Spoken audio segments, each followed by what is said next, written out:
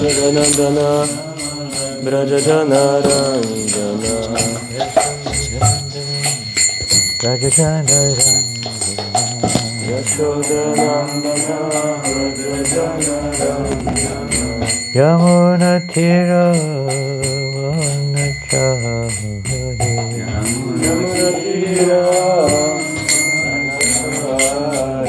Yamuna Tira Yamuna Tira Vanachari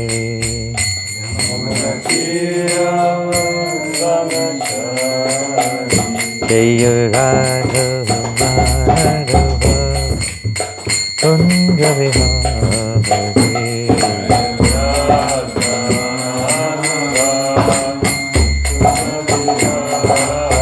Jaya Radha Madhava Kunja Vihari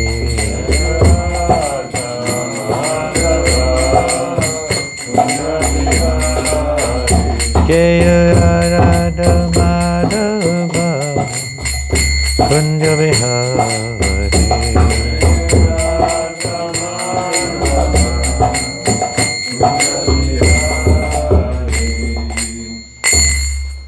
Jai Om Vishnupada Paramahamsa Parivajapacharya Satai Satishrei Sri Bhaktivedanta Swami Prabhupada Ki Shri Prabhupada Ki Jai Shri Shintai Sachisuta Ki Shri Jagannath Baladev Subhadra Ki Shri Shri Radha Parishishwara Ki Grantharaj Srimad Bhagavatam Ki Go Premanandi. Oh, glorious to the assembled devotees.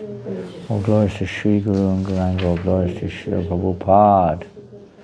Namo Vishnu Padaya Krishna Prasthaya Bhakti Srimate Bhakti Vedanta Swamiti Namani Namaste Saraswati Devi Gauravani Pacharine Nirvasesha Sanyavadi Pastachare Shatarine Jai Shri Prabhupada.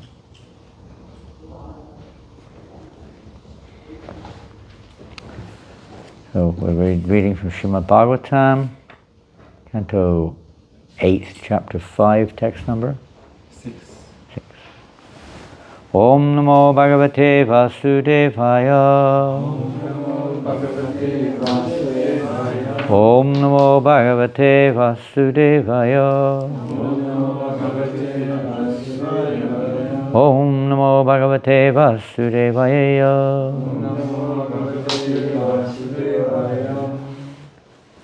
Just read the first 5 verses in English.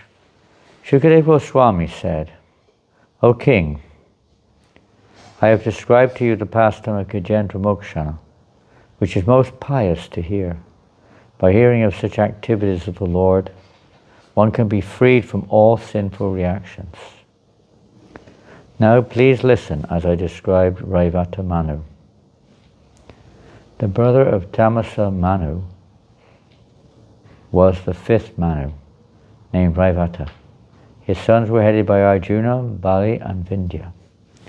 O King, in the millennium of Raivata Manu, the king of heaven was known as Vibhu.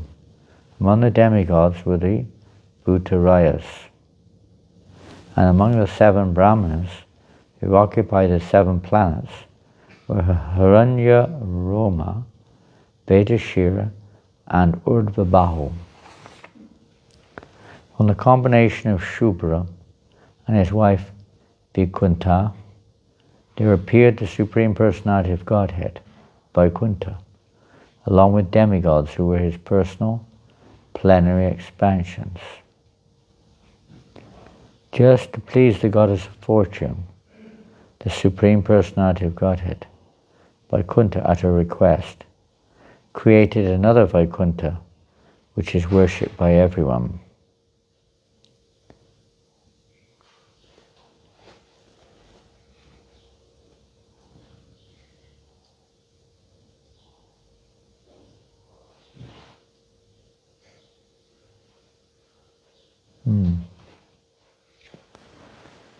The kind of little verses pass us by sometimes without, so much recognition.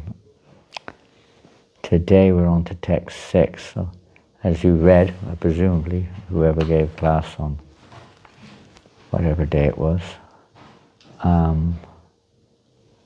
you already discussed the subject matter of the creation of the Vaikuntha planet within this universe. Although Prabhupada describes it's already existing and always will exist, it's not always perhaps manifested. So text number 6. Tasyanubhava katito gunascha paramodaya Bhoman venhun sabhimane me yo Vishnu vanayad gunhan.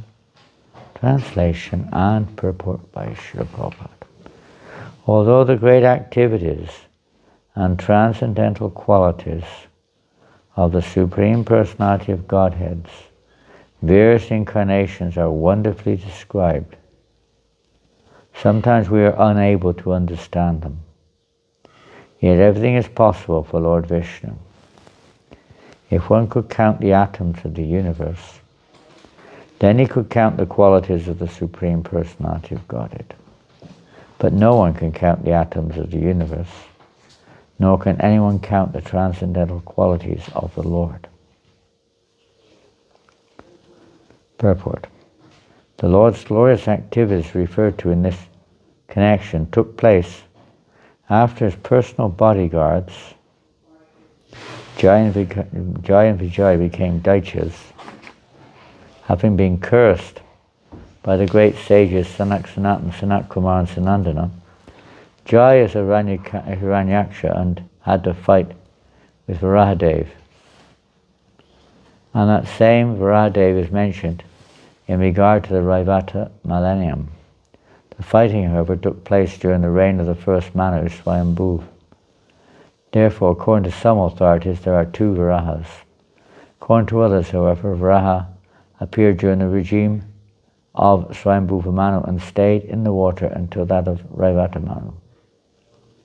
Some may doubt that this could be possible, but the answer is that everything is possible. If one could count the atoms within the universe, one could count the qualities of Lord Vishnu. But the atoms of the universe are impossible for anyone to count. And similarly, no one can count the transcendental qualities of the Lord.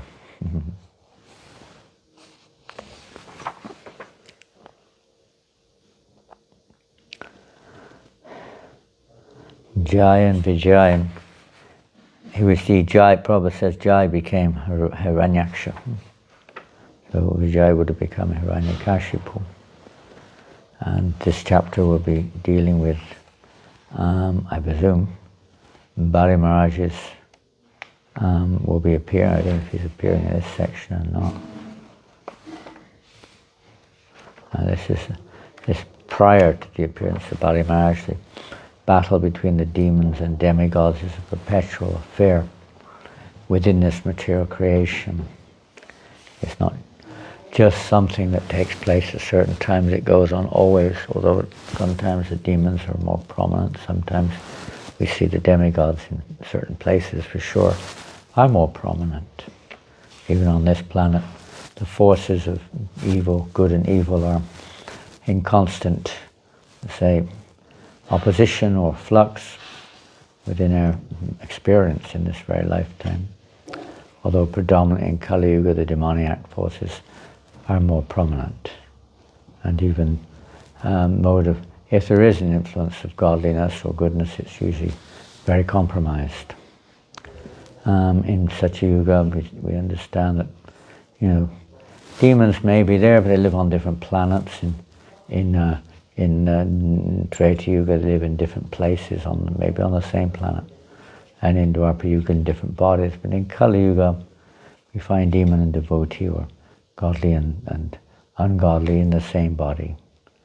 Living entities are often oscillating between the various, say, modes of nature, between various. Their faith is very weak. They change. Sometimes they can think like in as much as being an atheist, and then they're thinking of being a theist. And it can go back and forth quite easily. Demoniac mentality or desires arise very easily in the mind. And then sometimes repentance and some good feelings come in. But in general speaking, in Kali Yuga, the demonic influences are stronger, much stronger. In the time of Hiranyaksha, the demoniac forces were, because his early stages is mentioned here in the millennium of Swayambhuva Manu, right at the very early stages of the universe, well, not the universe so much, but this particular millennium. And we see that this is perhaps not so common. Demons now are small time. Here we have very powerful demons able to conquer the universe, like Hiranyakasipu or Bali Maharaj and so on. Now the demons are usually very small in Kali Yuga, very small at this particular stage of Brahma's life. In the case of Hiranyaksha, and here Srila Prabhupada is mentioning here his fight with Varahadev, and how Varahadev, although appearing, we could say from a mundane perspective, as an animal. It's very hard for people, conditioned souls, to understand how God can appear in the form of an animal. From a material perspective, he's not an animal as such. He just assumes that particular form for a particular pastime. But as we heard yesterday, Jopisana Vyayatma Bhakutam Swamadishtaya, that the Lord's body, despite it appears to be human, in this case appears to be animal, is completely transcendental. And is imbued with all transcendental qualities. It's not that he's limited like an ordinary living entity of this world, who may appear in the form of a hog, or in the form of a dog, and has very limited capacity in that particular form, conditioned by the modes of nature. Krishna is not, because the material energy Maya Chaina Prakriti Shrute Satcharatram is under his direction, controlling all living entities. He's the supreme controller of this material energy. He's not under the control of the modes of nature at all, but rather they're under his control. All the qualities we see in this universe, be they perverted by the various modes of nature, nonetheless have their origins in the Supreme Personality of Godhead. Beauty, opulence, wealth, everything, even renunciation, has its origins in the Lord, and all varieties of those particular forms of opulence. Bhagavan, Krishna, the possessor of all opulences, unlimited qualities, unlimited opulences. Bhakti Siddhartha Maharaj mentions that anyone who thinks that they can, or let's say, measure anything that can be measured, in fact he said, anything that can be measured means Maya. The Supreme Absolute cannot be measured, is impossible. Prabhupada uses the example here, or the verse uses the example here, of counting the atoms in the universe. Now, well, you could say in theory that that may be possible, but it's obviously not possible, at least it's not possible from a material point of view, impossible. To understand the qualities of God is also impossible. Even if you were to count them, they'd be different by the time you'd finished. The number of atoms is constantly, also, I guess, I don't know much about science, but what to say, ever in flux, ever in change. There are countless universes, countless planets within the universes, practically speaking. It's almost immeasurable. Atak Shri Krishna Namadi Bhavat Grayamindu. So what to speak of the material universe, to understand the Supreme Personality of Godhead, his qualities, everything about him, is absolutely impossible with material senses. With material senses we can't even measure this universe. So what to speak of the Supreme Personality of Godhead? To measure him with material senses is impossible. It's only possible by the Lord's mercy. But at the same time there's a process, Atakshi Krishnamri Bhavagoyamji, that by engaging the tongue in devotional service, it is possible by the mercy of the Lord may reveal himself and may understand at least to a certain extent, the unlimited qualities, nature of the Supreme Personality of God. To understand the Lord's nature, mentioned in the Bhagavad Gita in the 4th chapter, is required, at least to understand his transcendental nature. We may not understand it in full, no one can, but at least to understand its transcendental, to understand that he's not of material conditioning of any kind. Even if he comes into this world in the form of a boar, that doesn't mean he becomes a boar. Or he comes in as a human form. He doesn't become a human. Man is made in the image of God, not God in the image of man. So we may have similar form to some extent in terms of having a human-like form, although in reality it's not comparable. Our form is full of all kinds of, Prabhupada uses the word abominable substances, blood and bones and marrow and fat and mucus and bile and air and this and that. The Krishna's form is not. Krishna's form is Satchidananda, full of bliss, full of knowledge. He may sometimes apparently manifest some of the human features when in relationship with Bhishma, for instance. Bhishma was shooting arrows at the body of Krishna. Krishna was relishing it, just as one may throw flower petals on somebody to the Lord. Bhishma's arrows were like flower petals, and he was reciprocating by showing or manifesting blood. He can do anything he likes, do whatever he wants. If he wants to, he can. When the Lord departed from this world, he manifested a form which appeared to be human, for the sake of the atheists to remain, so that they could think, oh, he's just an ordinary human being, he's also died like everyone else. Krishna does that, he reciprocates, he takes on animal forms also for various reasons. Many things are achieved at once. In this case, of course, the earth had fallen into a very lowly position within the universe, so Hiranyaksha took that form. As we know, hogs go down into the drains and pick up, things out of the dirt. So it's considered the lower regions of the universe are like, dirty in one sense. The sweat of the Lord, of course, you could say it's transcendental also, but from one perspective it would be seen as contaminated. Sweat is considered contaminated. So he went down, took that form, and on his tusks he lifted the earth, placed it back on its orbit, etc. Different, as mentioned here, in 2 different millenniums, Shambhuva Manu and Chakshusha Manu. The appearance of Hiranyaksha is described in Bhagavatam.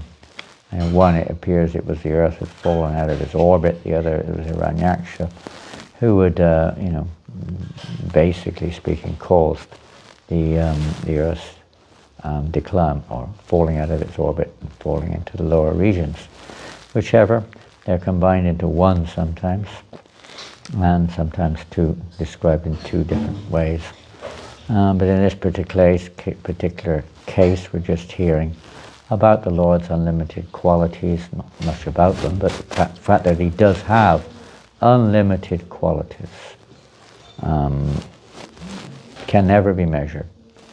Absolutely immeasurable. One of the qualities of the Lord is he's immeasurable, and his qualities are immeasurable. But if we can just appreciate his qualities, appreciate the fact that he's the source of all qualities, the most beautiful, the most famous, the most knowledgeable, the most everything, strong, wealthy, renounced, most everything, and everything else in between. We're looking at it from, you could say, a conditional platform. On the transcendental platform, there's another thing altogether. The qualities of the Lord, the sweetness, the loving reciprocation, the various amazing pastimes which he performs. Everything is not something that you just simply try to measure or anything like that. It's just absolutely captivating. There's no other question of the consciousness going anywhere else. Krishna's qualities are absolutely captivating. From our perspective, we may be seeing them in relationship to what we can conceive of within our existence, that he's great, the greatest, that he's the most beautiful, and so on. But it's far more than that. The qualities in a person, when you get to know a person, in the material sense of the term, you see they have more and more different qualities. There are different races or relationships there. Some of them are direct, some indirect, some favorable, some unfavorable in this material world. There's so much incompatibility in relationships in this world. Practically speaking, every relationship is incompatible because we're automatically in an incompatible situation. Being under the influence of Maya, being under the influence of the material energy is incompatible in of itself to the jiva. So everything's basically incompatible. It's just a matter of different degrees. And sometimes it appears a little bit less incompatible than others, and we call that compatible. But it's a completely incompatible situation for the jiva to be under the influence of the modes of nature, no matter what modes they are. And in this world, the predominance of the indirect or the secondary characteristics of relationship have a very unpleasant effect. In the spiritual world, they act just like, you could say, in spicing a preparation correctly. They add to the flavor. If you overspice it or wrongly spice it, it becomes incompatible. So in the spiritual realm, everything is harmonious, and the appearance of various, you could say, is another quality of the spiritual world. Everything creates loving relationship. Everything is compatible. Everything is favorable for the relationship between the devotee and Krishna. In the material, we're trying to come to that. As of now, we're not on that platform. We're incompatible by a separation, as we heard yesterday, separation from the Lord. Compatibility can be awoken the more we connect with the Lord's will. The more we make Krishna the center of our lives, the more compatible things can become. Not just in our own consciousness, but in the world around us also. Prabhupada mentions many times there can be peace and unity, even in this phenomenal world, at least for the time being, a certain place where that Krishna consciousness is to be found. So this is the real essence, is the essence of Krishna consciousness.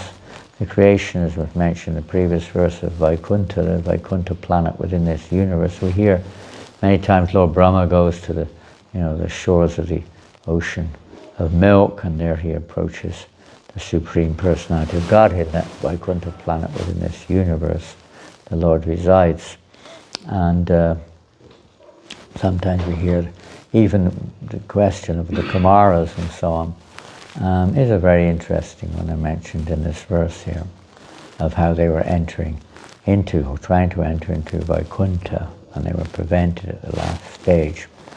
The universal, the Vaikuntha within this universe. So these different little, let's say, aspects of the Lord's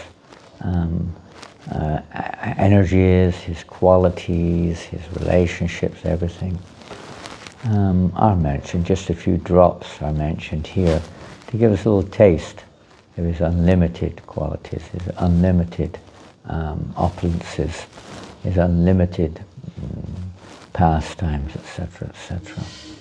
Absolutely unlimited.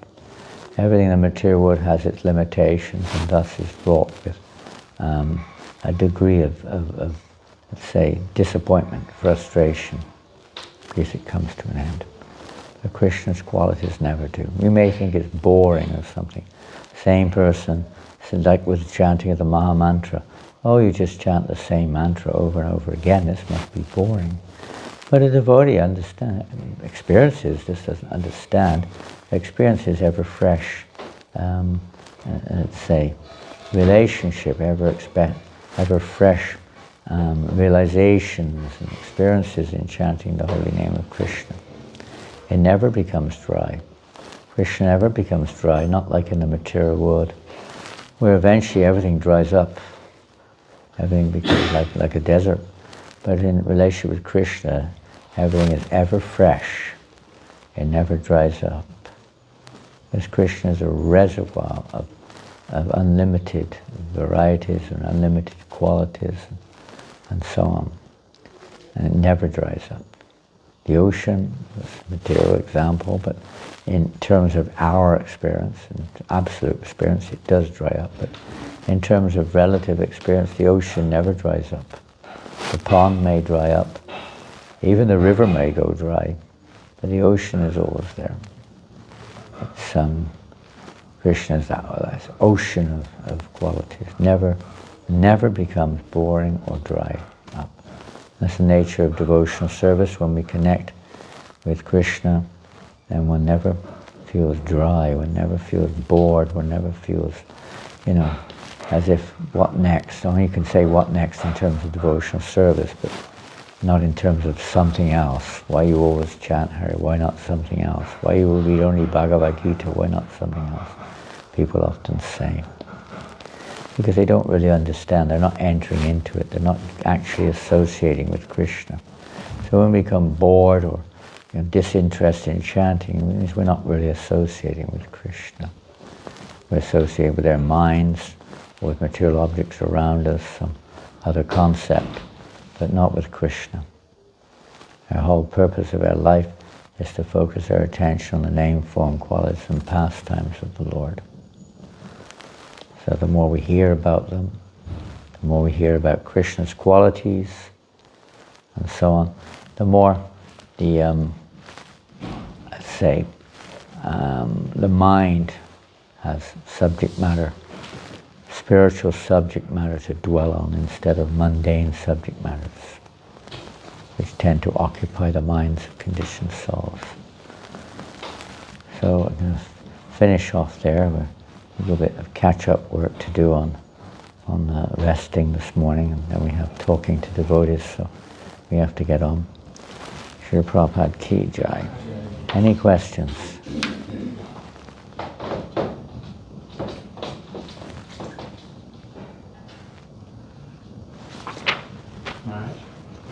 Yeah. Is Vaikuntha Paris the same as Shvetadvip? Shvetadvip. Well, Shvetadvip is also the spiritual realm in Shvetadvip. It's also described as Shvetadvip. In this universe, well, it's the planet within, the ocean of milk. It's an ocean of milk, which is all very incredible to us, how this all exists. I don't really, maybe somebody has read more into that. I don't remember reading very much about the description of Vaikuntha planet within this universe, in terms of it within, or whether the ocean of Shvetadvip is on or within, but you hear that Brahma went to the shore of the ocean and prayed. Perhaps later on in this section we certainly see it in the beginning of the 10th canto for the Lord's reciprocation.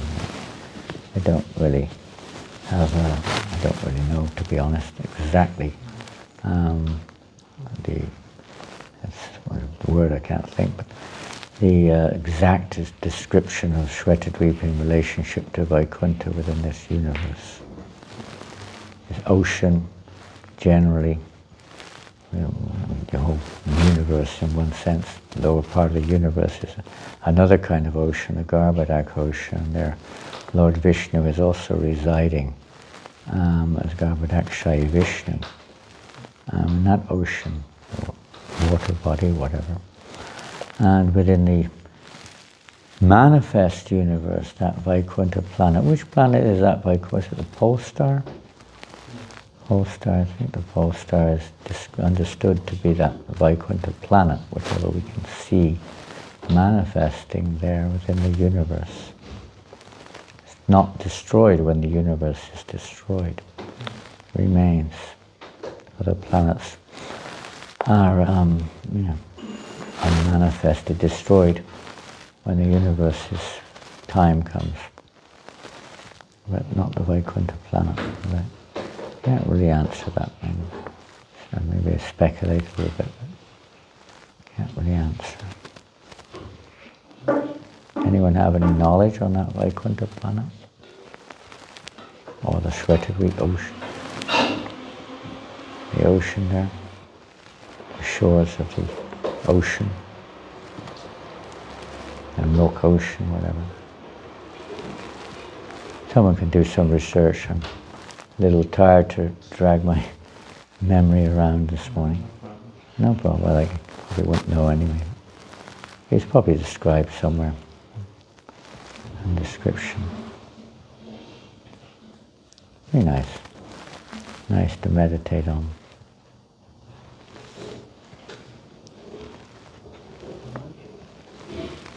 Yes. This is a more personal question. In the sense, Krishna comes in so many incarnations, and Srila Prabhupada was mentioning in the classes we've been hearing that one of those is the mercy incarnation of Sri Guru. And I was meditating yesterday how Guru has given me so much in life, but I cannot appreciate, I cannot value it, and I felt unfortunate that I think even many years after the Guru will leave this world, I will still not be capable to understand, and I felt sorry for that. And so I wanted to ask you, have that service and responsibility in your life as well, Maharaj. How can the Guru take up that role and that responsibility? And my mind cannot begin to understand how can someone, Yeah, it is inconceivable also, how any of us can take that role. And everyone is, probably. I mean, it's clearly said every Vaishnava is a Guru. Because we're carrying that truth, we're carrying that message, that divine message descending down from Krishna himself. How can we carry it? What's our eligibility? How is it possible to imagine? How is this? For sure it's hard to appreciate. In the case of Srila Prabhupada, that even some of us may not fully appreciate or fully understand. Sometimes doubts have come into our different devotees' minds or whatever it may be because we're seeing it from our material perspective.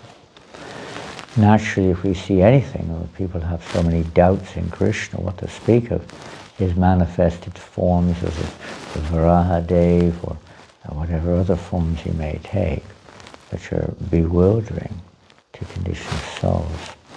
So as long as we're seeing it, the essence is as our consciousness becomes purified, the understanding will come of how Krishna manifests in different ways.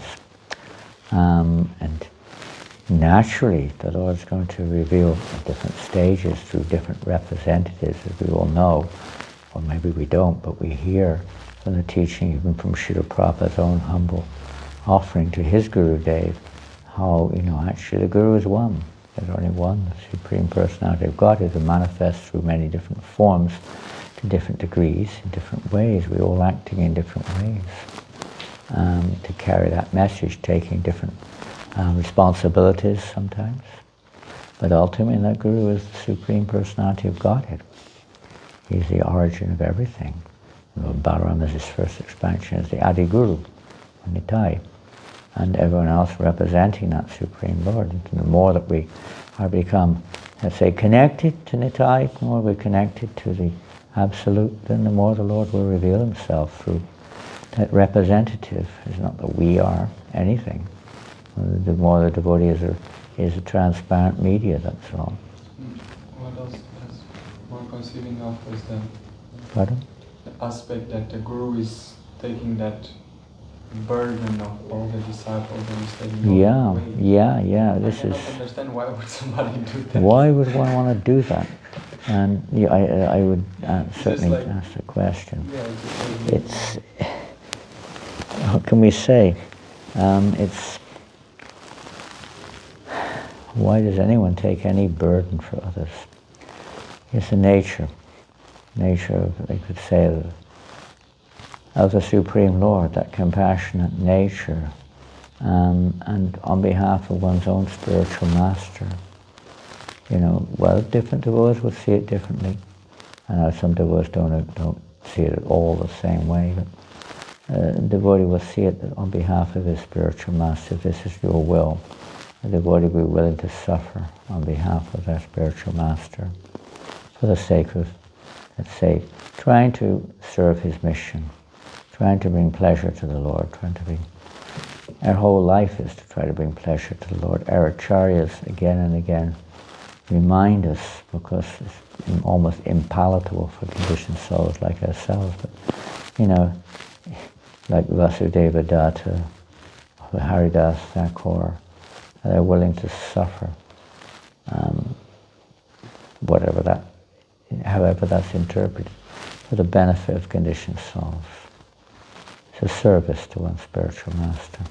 The more one's tuned or connected, we understand that from Gita also, that Krishna himself says, he protects the devotee, removes all their sinful reactions. The more we're connected, it's a serious warning. I mean, the whole essence is that we're here to develop pure love of God.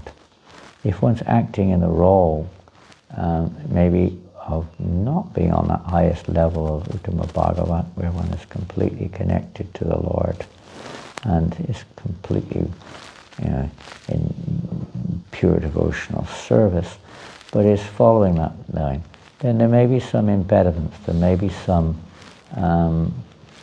traces, if not presence, of material coverings of various kinds, ignorance being one, etc. One's taken that role. You may say rightly or wrongly, one's taken that role. And what is the effect there? What is Krishna's plan? What is he doing? He's trying to bring us all to pure devotional service. It certainly is. And if you're a preacher of Krishna consciousness, because Prabhupada said if you're a preacher, you can be protected in this. Naturally, preachers attract others, and bring others or inspire others to come to Krishna consciousness. But if one's in that realization of why, and I'm not qualified and so on, then what does it do in our heart? If you're a preacher, you realize you preach and you realize you don't know, you're not effective, then what does it do? If you're sincere, you want to become, you want to surrender, you want to take shelter, you want to progress in spiritual life. Even if it's just from the practical point of view, what to speak of the ultimate point of pleasing Krishna. But even from the practical point of view, it's an incentive to become serious, to become, connected, to give up, to let go of the anchors of this world, which are keeping us in this world. So in one sense it can be seen from different angles. In one sense it can be seen as an incentive or an impetus, a necessary impetus. Otherwise, as we've seen, and we may experience ourselves, the effect of not being connected. You can easily fall under the influence of Maya. And that can happen. I mean, even on higher levels of devotional service, it may happen. Not necessarily on the highest level, but on progressively higher levels. It's not that one is infallible. One has to be constantly taking shelter. So the only, you could say, hope, for all of us, is not just those who appear to be taking on the specific role of accepting the burden, or whatever we like to call it. Why a person takes on children, of course, there's sense gratification involved, but it's also a burden, responsibility. Natural responsibility is there. We have that little element of Krishna's characteristics there also. But in terms of spirituality, it's that we can take more shelter of Krishna. And if we think we were ourselves doing it, ourselves eligible to do it, whatever, then one is in a very risky situation. The more incentive to take shelter of the holy name, take shelter of Srimad Bhagavatam, take shelter of the mercy of the Guru, is a very good wake-up call reminder of how absolutely necessary it is, especially when taking that role of initiation, etc. I thank you for bringing it up. It's a very serious and important reminder for us of how important that is. Otherwise, how can we help anyone? How can we help anyone if we're not helping ourselves? In that sense, you have to take shelter. The whole movement is to take shelter of Krishna, not to take shelter of whatever God-given karmic gifts we may have, or whatever progress we may have made in previous lifetimes, if at all, or whatever people around us may be, recognizing, or maybe falsely recognizing, whatever it is, whatever titles we may have. Things are all, they may be utilized, but they're of no significance in of themselves unless we're progressing in our spiritual lives.